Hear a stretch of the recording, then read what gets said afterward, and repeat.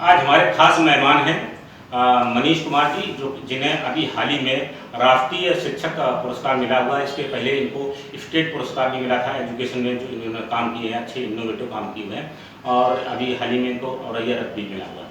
मनीष जी, आपका इस खबर के स्टूडियो में बहुत बहुत स्वागत है। तो मनीष जी, ये बताइए कि जो आपने एजुकेशन में बहुत अच्छा काम किया, नवाचार भी किया आपने, उसको लेकर के आपको रिकॉग्नाइजेशन भी मिला है पूरे गवर्नमेंट से, जिले से लेकर के भारत सरकार तक। तो ये क्या आपको लगता है कि एजुकेशन में जो स्थिति चल रही है, खासकर प्राइमरी एजुकेशन में, तो क्या मानते हो उसको, कैसे उसको, तब अभी स्थिति क्या है, क्या उसमें और होना चाहिए? स्थिति अगर हम बात करें तो बेसिक शिक्षा विभाग में, स्पेशली जहां हम ग्रामीण अंचल पे बात करते हैं, जहां पे हम लोग साक्षर होने की बात करते हैं, आपने अक्सर सुना होगा कि साक्षरता अभियान चल रहा है। तो असल में जो मुझे लगता है कि साक्षरता अभियान की जगह इसे साक्षर होना और शिक्षित होना दोनों में बहुत फ़र्क है, क्योंकि शिक्षित अभियान चलना चाहिए। तो अभी अगर हम विगत 2 सालों की बात करें जिसमें कोविड पीरियड पूरा रहा, तो वैसे भी बेसिक शिक्षा विभाग में बहुत सारी कठिनाइयाँ थी। हम एक गांव की गलियों में जो बच्चे हैं उनको हम एक मुख्य धारा से जोड़ने का प्रयास कर रहे थे। हम पूरी तरीके से कुछ नवाचार पूरे प्रदेश स्तर पर चल रहा था, देश स्तर पर चल रहा था, लेकिन अभी कोविड पीरियड में एक बहुत बड़ा गैप पैदा हुआ है, जिसकी वजह से अभी और चैलेंजेस हमारे सामने आ गए हैं। चैलेंजेस क्या है कि बच्चों का जो ठहराव है, और वो ठहराव विद्यालय में हो रहे नवाचारों पर निर्भर करता है कि विद्यालय का माहौल कैसा है। तो कुछ विषमताएं जरूर हैं, लेकिन अगर शिक्षक अपने मन में ठान ले तो उन विषमताओं को, उन अभाव में रहते हुए भी बड़े काम किए जा सकते हैं। जैसे आपने कहा कि शिक्षित और साक्षरता की बात हो, तो आप शिक्षा से क्या मानते हैं, क्या अभिप्राय आपका है? हमारा अभिप्राय ये है कि बच्चों को सिर्फ लिखना या पढ़ना ही नहीं सिखाना है। ग्रामीण अंचल में एक सभ्यता, जैसे हम लोग बोलते हैं, हम लोग जब स्वच्छता अभियान की बात करते हैं तो स्वच्छता अभियान जो है नारेबाजी से या स्लोगन लगा देने से, रैलियां निकालने से नहीं होता है। हमें उसे आदत में लाना है, और आदत में लाने का मतलब है कि जो मुझे अभी भी याद है कि शिक्षा के साथ संस्कार का होना वो बहुत जरूरी होता है। तो साक्षर होना। तो आप ये कह रहे हैं कि अभी जो शिक्षा का जो मॉडल है उसमें संस्कार का अभाव है क्या? वो कहीं ना कहीं या मतलब कमी पाते हैं, कैसे पाते हैं? मैं इस रूप में पाता हूँ कि अगर हम बच्चों को सिर्फ चॉक टॉक करते हैं, हमने बच्चों को लिखाया और उन्हें वो याद करा दिया, तो उसमें फीलिंग्स मिसिंग है। तो फीलिंग्स मिसिंग है, तो फीलिंग्स लाने के लिए आपको बच्चों के साथ संवाद करना होगा, और हमें बच्चों को रट्टू तोता बनाने के बजाय अगर हम उन्हें तर्क सिखा दें, अगर हम संवाद करना सिखा दें, तो वो बच्चे में खुद से अपने आप में बदलाव लाने के भाव पैदा करता है। जो मेरा मूल काम रहा है इस पूरे शिक्षा, यानी मैं 29 जुलाई 2013 से शिक्षा विभाग में आया ऑफिशियली। उससे पहले मैं ट्रेनिंग कर रहा था, और उससे पहले भी मैंने कुछ काम शुरू करा था। तो जब बच्चों को हम तर्क सिखा देंगे, हम जो साइंस पढ़ा रहे हैं, तो वो साइंस में हम जैसे विज्ञान की बात करें तो विज्ञान को एक विषय के रूप में लोग परोसते हैं, लेकिन विज्ञान तो विषय है ही नहीं। विज्ञान एक प्रक्रिया है। आप सुबह से उठते हैं, शाम तक आप जो भी करते हैं वो एक सब प्रोसेस। तो हम उसे एज अ प्रोसेस करते हैं और उसमें लॉजिकल थिंकिंग को प्रमोट करने में लगे हुए हैं। तो जिससे बच्चा स्टेप वाइज थिंकिंग करता है, तो वो सिर्फ विज्ञान में ही नहीं, फिर वो उसकी आदत में आ जाता है। जब आदत में आ जाता है तो वो उसका यानी सामाजिक रूप में रिफ्लेक्शन दिखाई देने लगता है। इसको मैं यही नहीं, जैसा कि आपने कहा कि नवाचार और संस्कारों की शिक्षा होनी चाहिए, साक्षरता का एम नहीं होना चाहिए, जैसे कि पुराने नहीं, साक्षरता का एम नहीं होना चाहिए, होना चाहिए, लेकिन मतलब मेन मोटिव होना चाहिए कि शिक्षा संस्कारों से संस्कार का समाज में पूरी तरीके से होना चाहिए, विज्ञान का होना चाहिए, वैज्ञानिक दृष्टिकोण का विकास होना चाहिए। एग्जैक्टली। तो और जो अभी जो नई शिक्षा नीति आई है 2021 की, तो इसको आप कैसे पाते, इसको परिपूर्ण मान रहे हैं कि इसमें कुछ और भी ऐड होना चाहिए, इसमें कुछ और जोड़ा जाना चाहिए था? बिल्कुल। अभी जो शिक्षा नीति का एक नया ड्राफ्टिंग करी गई है, वो तो आज हाँ, वो आ चुकी है। ड्राफ्टिंग करने के बाद अब वो लागू हो गई है, राइट। मजेदार बात ये कि ये बहुत बड़ा बदलाव लाने वाली है। मैं इसे बहुत ही सफल मानता हूँ, क्योंकि एक तरीके से जो मैं अपने कार्य व्यवहार को देखूं तो मैं इसे बहुत पहले से लागू कर चुका हूँ। क्योंकि गांव में बच्चे जो भी जुगाड़ करते हैं, मैं उसको शुरू से प्रमोट करता चला रहा हूँ।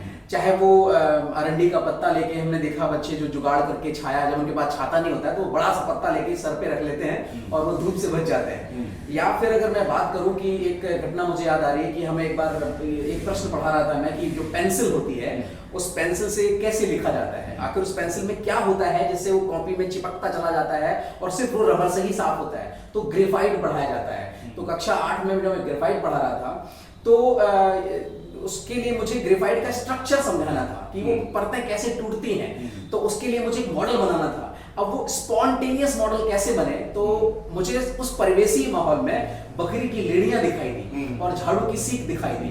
तो आपने अक्सर देखा होगा कि गांव में कुछ जुगाड़ू लोग देशज खिलौने बनाकर उसे बाजार में ले आते हैं और जो लगता है कि इसमें क्या है, और 10 रुपए का वो एक टॉय को बेचते हैं। आपने बक्सर मेले में देखा होगा कागज की फिरंगी वो फुर्र करके है, वो क्या है? ये वो वही शिक्षा है जिसे हम कभी खिलौने के रूप में सिर्फ खेलते थे। अगर वही आइडिया प्रोडक्टिव शेप ले ले तो उनमें बच्चों में कौशल विकास भी होता है, और नई शिक्षा नीति यही करती है। तो हम उसे बच्चों को क्या कर रहे हैं, हम प्रमोट कर रहे हैं इस चीज को कि आपके पास जो भी देसी जुगाड़ है उसे प्रोडक्ट के फॉर्म में। मेरा सवाल ये था कि ये क्या परफॉर्म है, इसमें कुछ और ऐड होना चाहिए था कि आप लोग अमेंडमेंट तो होते रहते हैं। बिल्कुल, मतलब ये नई शिक्षा नीति आई तो उसमें मतलब 2/3 मेजोरिटी से पूरा कैबिनेट का होता है, लेकिन अगर कुछ अमेंडमेंट करना चाहें तो हो सकता है साधारण बहुमत से, कोई समस्या नहीं है। तो क्या आप चूंकि शिक्षाविद हैं तो उस लिहाज से आपको क्या लगता है इसमें क्या परफॉर्मता होनी चाहिए, क्या इसमें कुछ कमी रह गई है? क्योंकि सुधार जो है सतत प्रक्रिया है, कुछ चीजें तो बाद में आएगी जब इसको जब इन्फोर्स हो जाएगा, उसकी फीडबैक 1-2 साल बाद आएगी, वो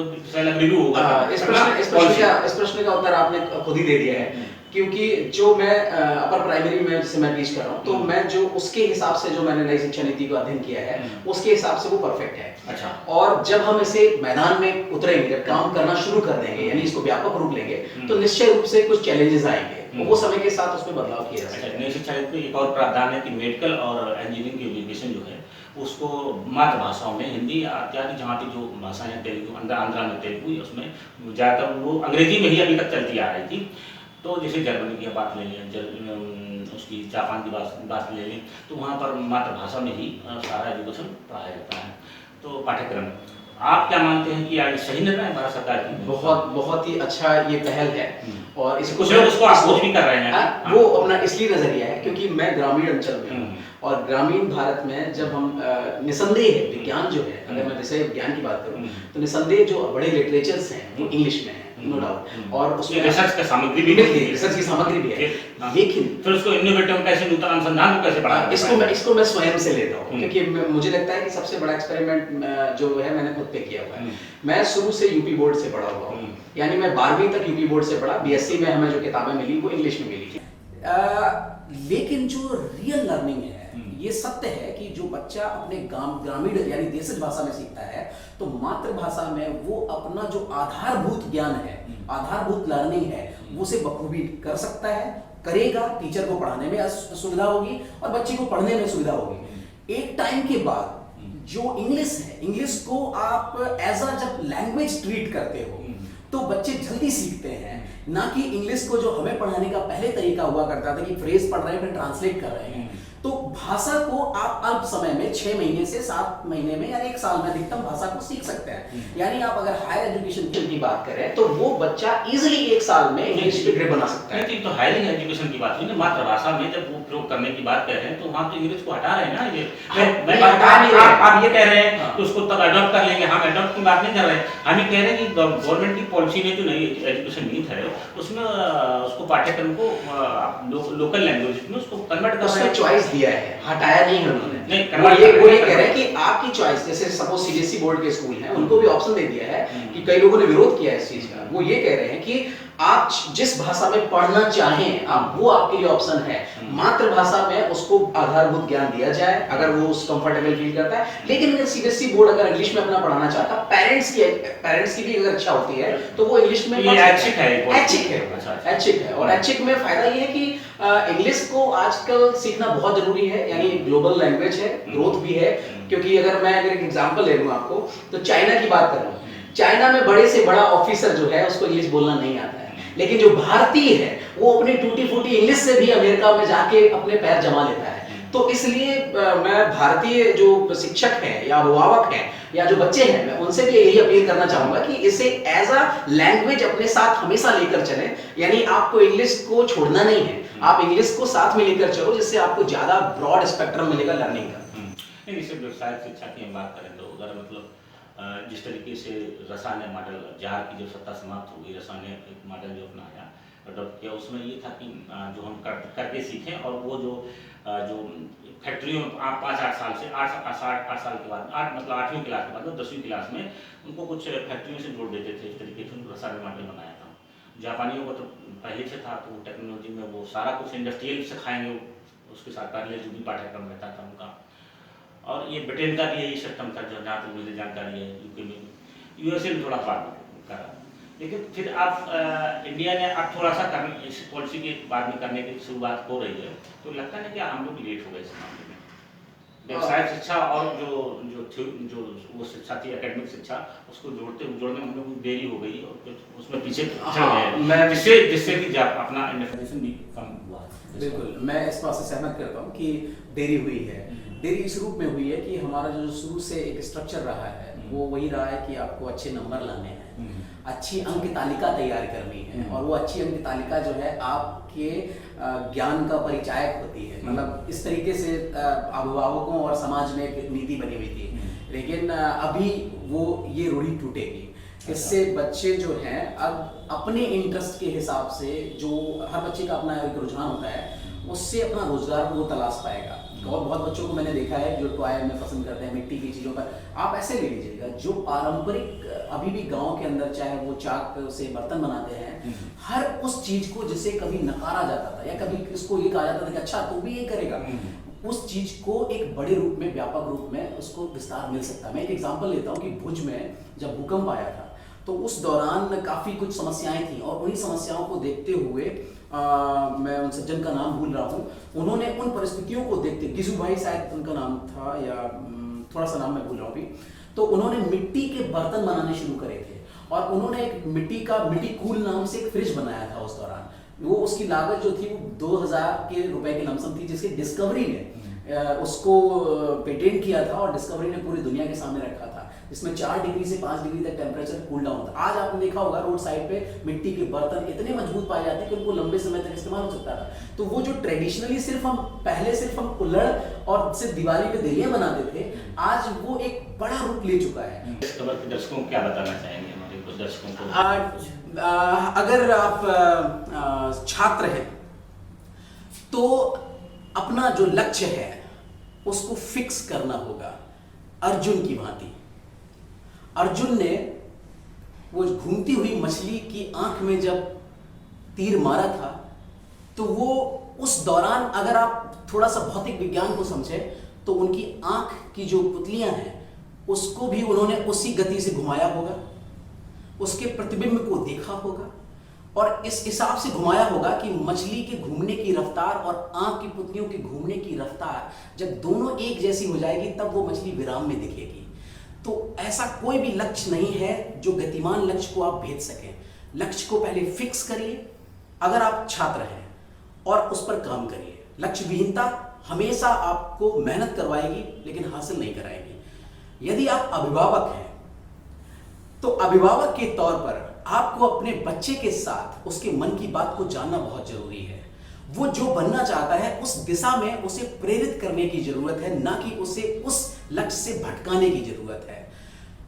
हम आज की व्यस्ततम जिंदगी में एज अ पेरेंट, जब बच्चा आपसे कुछ कहने आता है तो हम कई बार अपने फोन में लगे होते हैं या काम में लगे होते हैं, तो हम लोग उसकी तरफ देखते नहीं है और ऐसे करके जवाब देते हैं।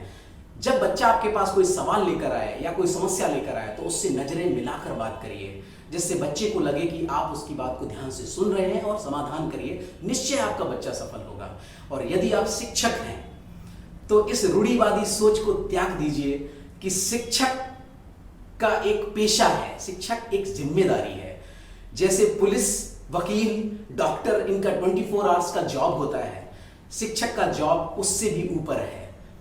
आपको लगातार समाज में होती जो घटनाएं हैं, जहां आप बैठते हैं, हर जगह आपको उस समय चौकन्ना रहना होगा कि आखिर चल क्या रहा है। आप कोई चीज गलत दिशा में जा रही है तो आपको वकालत करनी पड़ेगी, कोई चीज गलत तरीके से हो रही है तो आपको उसका मरम्मत करनी पड़ेगी, एज अ डॉक्टर ट्रीट करना पड़ेगा। तो हम मास्टर हैं तो हम डॉक्टर भी हैं कहीं ना कहीं। तो समाज में आप चाहे छात्र हैं, चाहे अभिभावक हैं, चाहे आप एक आम इंसान हैं, शिक्षक वाकई में आप भी कहीं ना कहीं एक शिक्षक से गुजरे हैं। तो शिक्षा और शिक्षक के प्रति सम्मान बरकरार रखिएगा, आस्था बनाए रखिएगा और बड़े बदलाव के लिए आप सबको, शिक्षा व्यवस्था को बदलने के लिए सबको एक साथ आना पड़ेगा। हमारे गुरुजी का एक स्लोगन है कि अंधकार को क्यों धिक्कारें, बेहतर है एक दीप जलाएं। तो अंधकार को धिक्कारने की जरूरत नहीं है, हम सब मिलकर एक दीप जलाएंगे तो एक बेहतरीन रोशनी होगी, समाज में बदलाव आएगा। मनीष जी हमारे स्टूडियो में आए, आपका बहुत बहुत धन्यवाद। बहुत बहुत धन्यवाद sir, thank you so much.